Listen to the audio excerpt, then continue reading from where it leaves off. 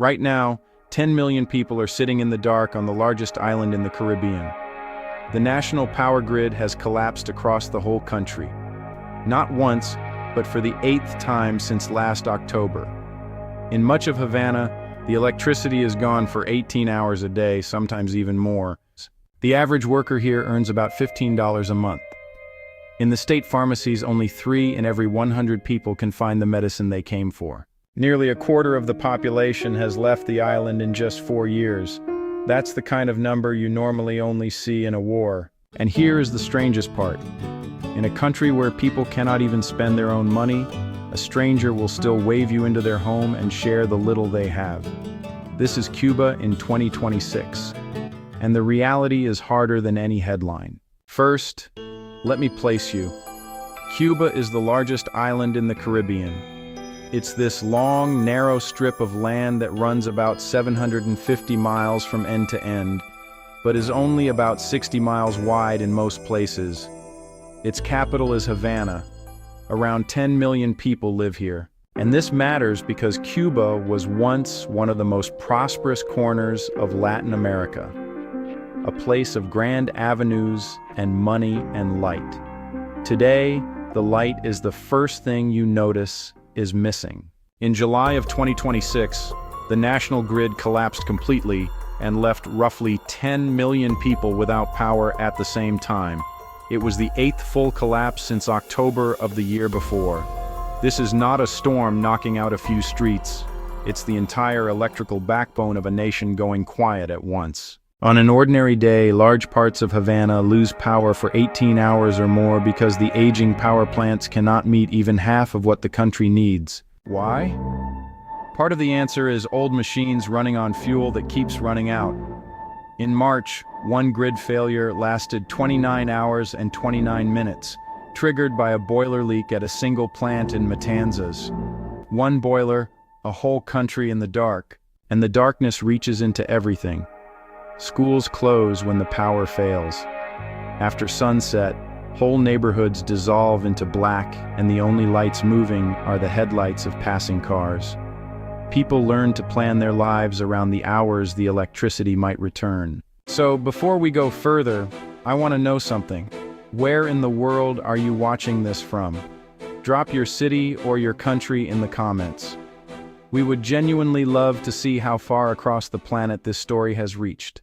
The darkness has a cause, and the cause has a name: fuel. Cuba does not have enough of it, and the shortage reaches everywhere. When there is no fuel, the power plants cannot run. The cars cannot move, and even the ones that carry food and water sit idle. For years, much of Cuba's fuel came from Venezuela, a lifeline of cheap oil flowing across the sea.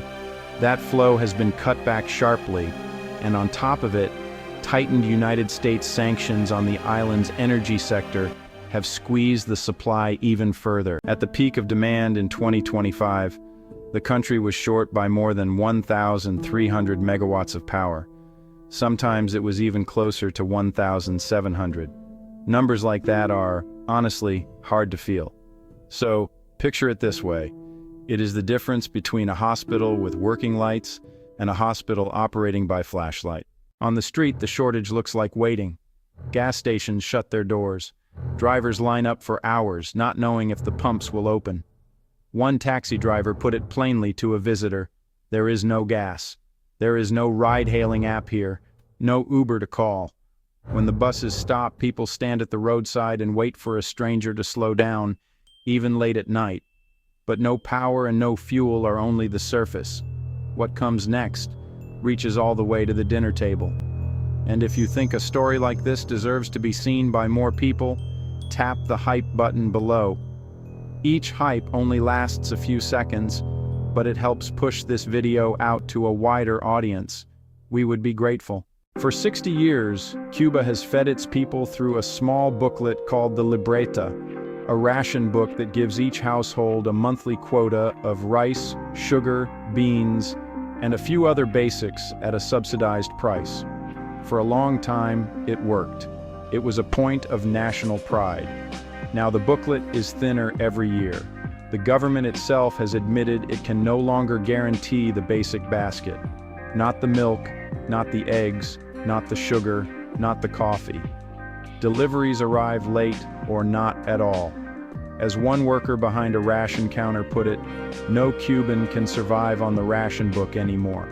To understand how tight things have become, picture what the ration book used to cover: rice, sugar, beans, cooking oil, a little coffee, enough month to month to keep a family fed.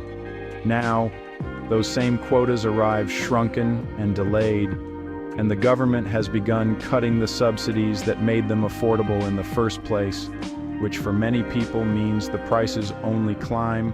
A single mother earning a cleaner's wage, already stretched to nothing, suddenly finds the safety net thinner than the month before. So, people improvise, and they go without. A traveler who visited last year described something that, really stayed with him. He was standing at a resort, a place of plenty for tourists, when a lifeguard quietly asked if he could sneak him a sandwich. Not money, a sandwich.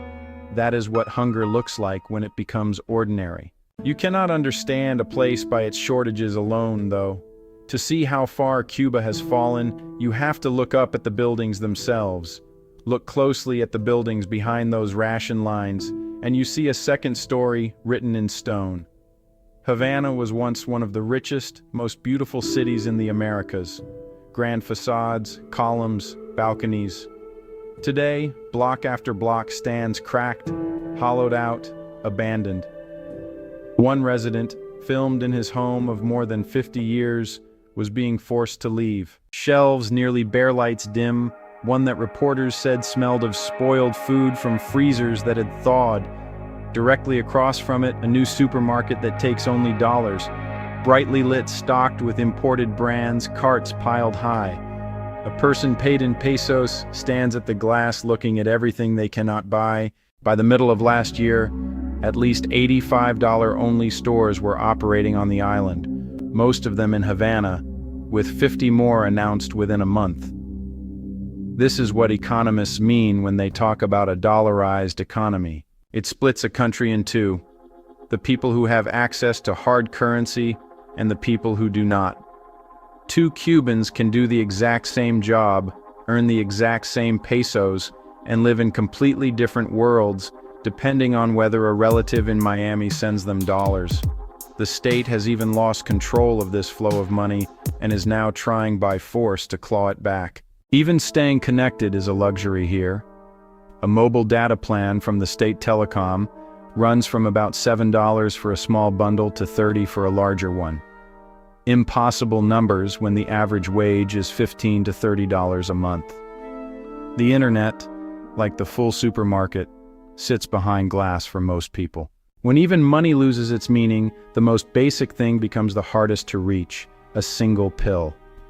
For decades, Cuba's healthcare was the thing the country pointed to with pride. Free doctors, more physicians per person than almost anywhere on Earth. That pride is now under enormous strain. According to a report from late last year, only about 3 in 100 people could find the medicine they needed in state pharmacies, and hospitals were missing more than 2/3 of the medications their patients required. The blackouts reach into the operating room, too. When the power fails for up to 20 hours a day, the X-ray machines, the ultrasounds, the scanners often do not work at all. Surgeries are postponed unless they are emergencies.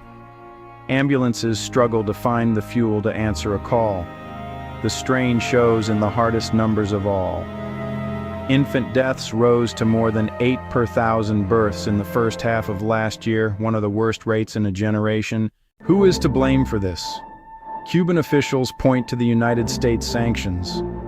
Washington points back at the way the island is run. We'll come back to that argument. It's really the heart of this whole story. For now, just hold on to one human fact. Many of the doctors and nurses themselves have joined the largest wave of people leaving the country in its history, which, raises a question I want to put to you directly. If it were you, would you stay in the place where you were born or leave? to find a future in a new land? Tell me honestly in the comments. For all the collapse, Cubans do not sit and wait for the lights to come back. They fix, they adapt, they build. On one rooftop, a man climbs up every single day to drain the standing water off the top floor just to keep the roof from caving in on the home below. That is the daily arithmetic of survival here. Small, stubborn acts that hold a life together. And when the grid failed, help arrived from unexpected places. Vietnam donated 4 solar parks, around 80 megawatts of power for one Cuban province. China shipped roughly 5,000 solar systems. Canada is installing hundreds more for isolated homes. The effect has been real. The share of Cuba's electricity coming from renewable sources jumped from about 4% at the start of last year to 17% by the end of it. For many families, a few rooftop panels now mean the difference between darkness and a working phone. Nowhere is that stubborn ingenuity more visible than in the machines that have somehow survived for 70 years. The bright American cars from the 1950s rolling through Havana are the image most people carry of the country. But the reason they are still here is not romance, it is history. After the revolution, the importing of American cars and parts was cut off, and the country's fleet froze in place. Around 60,000 of these classics still run, roughly half of them from the 50s. Keeping them alive takes remarkable hands. With no original parts for sale, mechanics drop in diesel engines pulled from boats or industrial machines and hammer out replacement pieces by hand. A car older than most nations' independence still on the road because someone refused to let it die. There is something almost poetic in it. Before the embargo, Cuba was one of the biggest importers of American cars in the world. The streets of Havana once gleamed with the newest models rolling off the line. When the trade froze, those same cars had nowhere to go but forward, year after year, kept alive by hand. What began as a punishment became, over 60 years, a strange kind of monument. A whole era of a country still driving. And the best kept of them now earn their keep ferrying tourists through old Havana, one of the few reliable ways left to bring in hard currency. But the thing that actually keeps many Cuban families alive is not a car at all. It's an envelope sent from abroad. For countless households, the difference between getting by and going hungry is money wired in from relatives overseas. Cuba receives somewhere between $2 and $3 billion a year in remittances. And if you count goods sent home, the figure climbs much higher.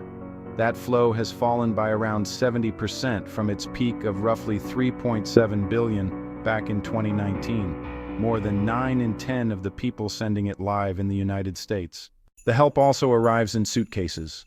Canadians, Americans, and others who are allowed to visit have made a quiet habit of it, packing an extra bag full of medicine, over-the-counter basics, and toiletries to hand out when they arrive.